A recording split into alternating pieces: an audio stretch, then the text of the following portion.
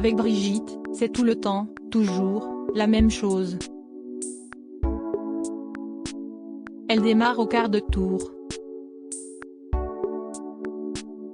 Et ne s'intéresse qu'à un seul truc qui n'est pas, qui n'a jamais été et qui ne sera jamais, sa petite personne. Je me souviens de l'avoir amenée, un jour, revoir La Vérité, le film le plus important, le plus bouleversant de son existence d'actrice, de sa vie d'avant, tourné bien des années-lumière auparavant.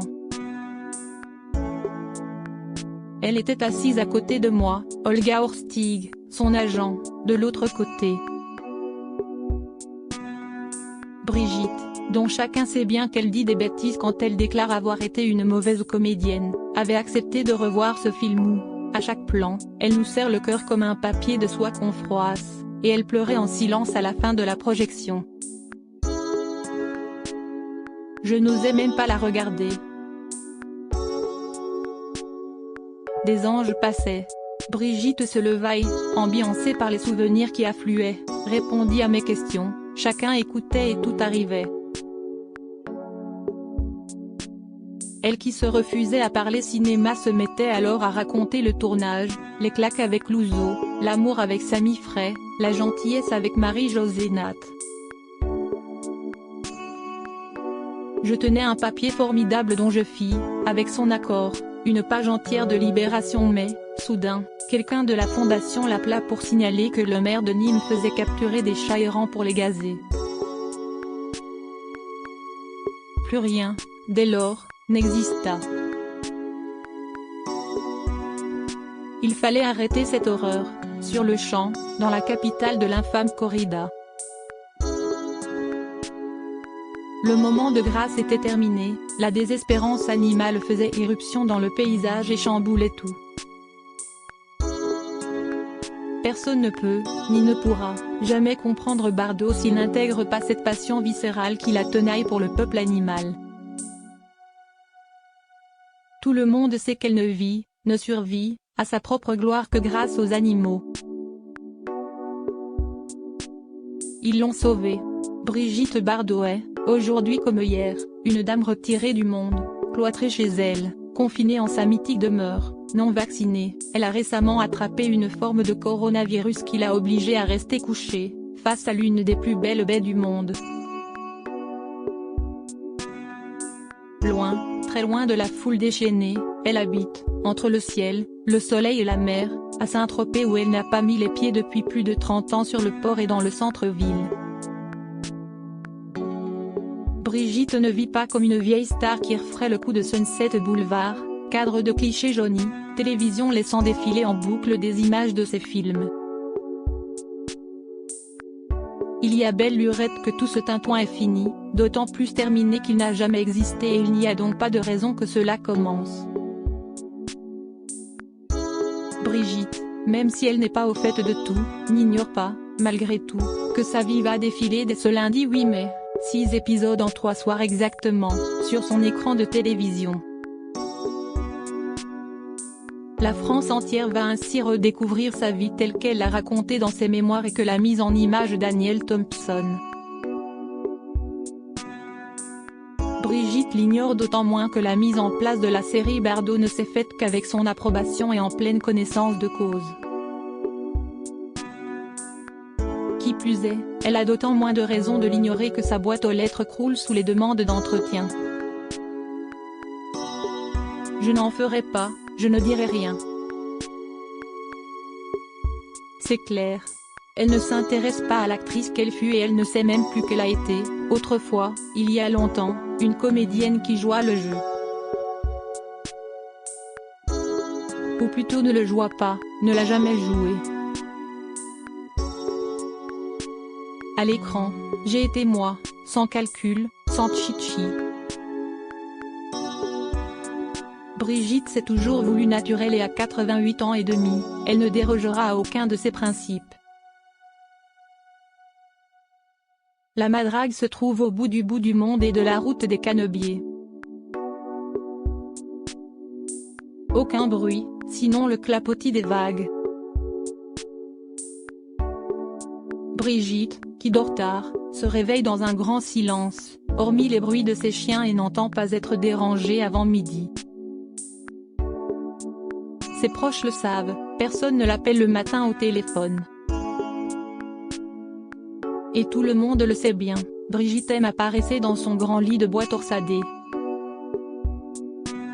La maison est au calme. À l'intention des chiens qui souvent l'accompagnent, a été installé un toutou bar, alimenté en eau claire par les gardiens. Tous les jours de sa vie, Brigitte part au bureau. Et se vêt toujours de noir, jupe longue ou legging. J'ai renoncé à la mode. Je ne m'habille plus. Elle n'a d'ailleurs plus rien dans ses placards et ne veut plus rien avoir. Chacun sait qu'elle a vendu ses robes et tenues de mode au profit de sa fondation, Il y a belle lurette. Elle conduit sa vieille 4 litres blanche dont son mari, Bernard Dormal, a fait équiper le tableau de bord d'un système permettant de passer les vitesses et d'actionner le frein sans avoir de pédale à actionner au pied, en raison de ses problèmes de jambes. Elle prend alors la route du Capon qui tournicote, passant à un moment devant la maison de Gérard Houry et Michel Morgan, puis devant celle de Daniel Thompson qui a écrit et réalisé, avec son fils Christopher, la série Bardot. Brigitte continue d'emprunter le même chemin goudronné puis entre dans une sorte de parc, protégé par une grille de fer coulissante, abritant l'un des coins les plus secrets de Saint-Tropez. Là, Brigitte a acheté, il y a longtemps, une autre maison. Introuvable, inaccessible. Roger Hanin, qui avait cru malin, un jour, d'y débarquer subrepticement, s'en fit mettre promptement à la porte. Ce trésor est niché dans la verdure, au sommet d'une collinette descendant en pente douce vers la mer où, quand elle pouvait marcher sans problème, elle menait ses animaux, chiens mais aussi vaches, ânes et cochons, pour qu'ils profitent d'une bonne baignade. L'endroit, dit la garrigue, est situé au milieu d'une grande étendue de terrain sur lequel se trouve aussi une chapelle entourée de tombes de ces animaux et une ferme abritant des bêtes recueillies, rescapées d'abattoirs, coulant des moments paisibles et ne se reproduisant pas. Ici, il n'y a pas de star, mais une militante, une campagnarde, une paysanne. Brigitte aime s'installer sous la charmille, entourée de ses animaux accourant à son arrivée. Les chats sont installés sur le journal et le cheval arrive jusque sur le pas de l'entrée, glissant souvent la tête à l'intérieur. C'est là qu'elle boit le café, lit Var Matin et Le Figaro dont elle fait les mots croisés, me racontant avoir trouvé, un jour, sans difficulté, la définition de 2 initiales qui enflammèrent le monde. Point, c'était bébé. Tout cela c'est, disons, pour l'amusement. Brigitte, qui ne reçoit personne, passe, en fait, le plus clair de son temps à travailler à l'intérieur, dans la pièce avec cuisine ouverte.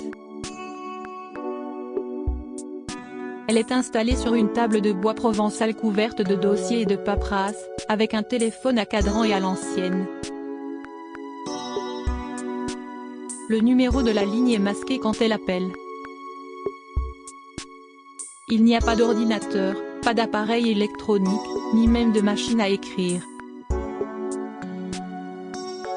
Elle écrit tout à la main, toujours de sa magnifique écriture ronde, à l'encre bleu azur.